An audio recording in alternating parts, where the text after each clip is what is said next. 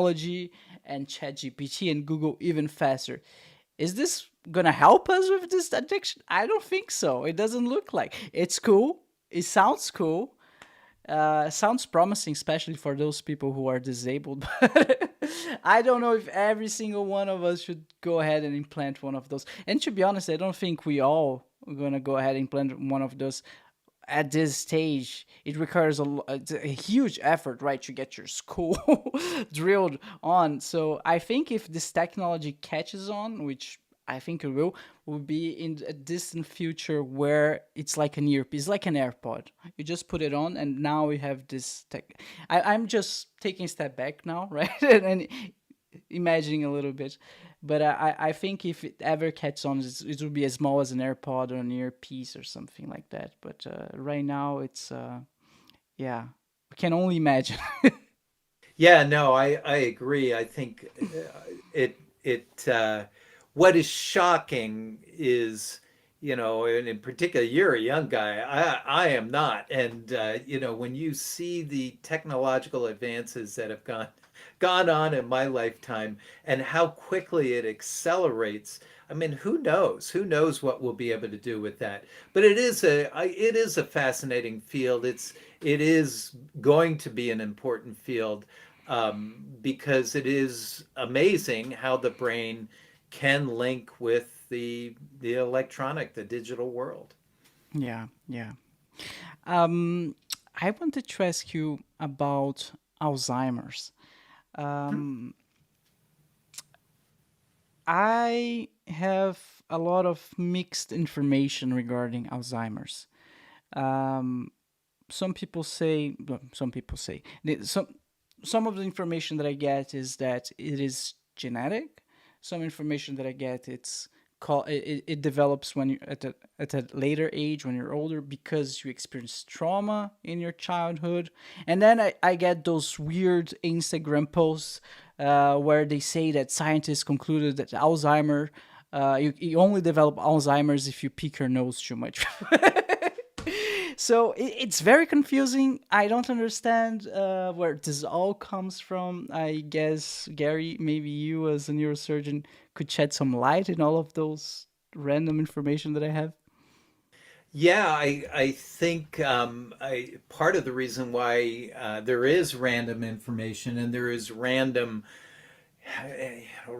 suggestions and recommendations is that, in the medical terminology, we would say it's a multifactorial disease. In other words, we don't have a one-to-one. You do this and you will get Alzheimer's. You have this and you will get Alzheimer's. It seems like a lot of things may or may not contribute to it. Is there a genetic contribution? Absolutely. So my mother had Alzheimer's. It puts me at higher risk, but does it mean I'll get it? Absolutely not. There's no way to say absolutely I will get it. There are certain genes that you can test for right now that if you have makes you much more prone to Alzheimer's. But does it mean that you'll get it? Nope, it doesn't mean that you'll get it, but it makes your risk higher than somebody who doesn't have those genes. So all this stuff kind of is swirling out there, and what we know are things like it. The better health you are in general, the less likely you will to get Alzheimer's. In other words, keeping active, keeping healthy, eating Mediterranean type diets, keeping your arteries fairly clean, not smoking, staying active mentally, particularly when you get to my age, still reading, still learning, teaching yourself new language, play your guitar, all that sort of stuff is somewhat protective. Will it keep you from getting it if you were going to get it? Probably not. But does it lower your odds? It seems to. So the problem with it, therefore, is it is there are many things that contribute to it, and we don't have them all completely worked out. We frankly still don't actually know what the driver of the disease is. We know that there's accumulation of all these different types of proteins, beta amyloid and tau proteins in the cells, but we don't know if that's causing it or it's a result of the disease. So there's a lot still that's got to be learned. And that's part of the reason why there's confusion. And just like people talking about gut, every other day you're going to hear somebody say, hey, we've found that if you bury a toad under a full moon, it'll decrease your chances of getting Alzheimer's. Okay, well, maybe, maybe not.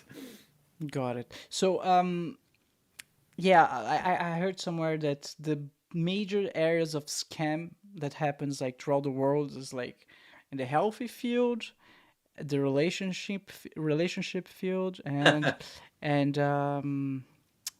finances, of course, because it's the ones that the people have the least experience on. Like, if you want to really understand like about your health, you need to really study about it. If you really want to understand like the finances world, you really like take some time and study. It's complex, so I guess a lot of people take advantage of it. That's a great point, though. Yeah. It's a really good point because um, I'm on a med school admissions committee, and typically in med school we look for certain types of characteristics and accomplishments and stuff like that in the applicants. And I'm always arguing that one of the things we really should be looking for are people who are very good at educating other people, because frankly, that's what you spend most of your time doing as a physician, and that is trying to educate people about what's going on with their bodies and what the options are to do with them. And, I mean, literally, that's probably the greatest amount of time that I've ever spent is just explaining and educating and bringing people up to snuff, because it's not the world that they deal with. And you're right, I'm the same way with finances. If somebody says to me, oh, you ought to invest in this, I'm like, I don't even know what that means. How do I do that? What's it matter? Yeah, totally. So before we move on, I just like to ask you real quick. We're talking about you can test about Alzheimer's, and that you can test your genes right now to know the probability of developing Alzheimer's in the future. So I'd like to just ask real quick about those genes. What genes specifically? It's one called ApoE, and it's there are many genes that are involved in this, but there is a fairly strong correlate between having these genes and a significantly increased risk of Alzheimer's. Particularly if you have contributions of them from both your mom and dad, genes from both your mom and dad that have this gene in it. Um, but again, it's one of those deals that even if you have them, it doesn't mean you're necessarily going to get them. It just means your risk is higher. And then it gets, I often ask, I teach undergrads in neuroscience, and I often ask them, if you could take a test that tells you you're going to have this bad thing or you're going to have that bad thing 10 years down the line, 20 years down the line, would you take it, or would you rather just go on and live? And it's an interesting discussion. How much do we really want to know about our medical futures, particularly if we can't do much about it? I guess if it's something that we could fix in advance, obviously, then we might want to know about it. But there's a lot of things out there that, I'd probably rather not know.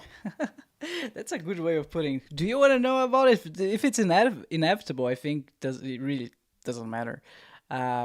You can postpone it, right? But correct me if I'm wrong. Isn't it 90 or 80, like a very very large percentage of your health entirely dependable on your diet an exercise routine, like something around 90%.